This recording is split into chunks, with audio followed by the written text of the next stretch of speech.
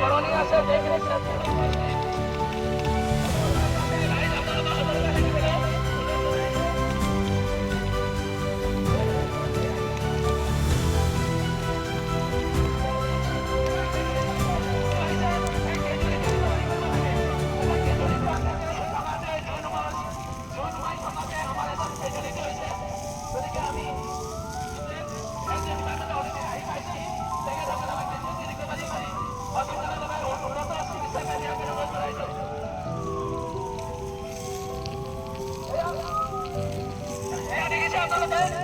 আমাৰ অলৰেডি নিৰ্মাণ চেষ্টা চলাই আছে তাৰে মাজত আমাৰ এজন অসুস্থ হৈ পৰিছে গতিকে তেওঁ হস্পিটেলত নিয়াৰ ব্যৱস্থা কৰি আছো আমি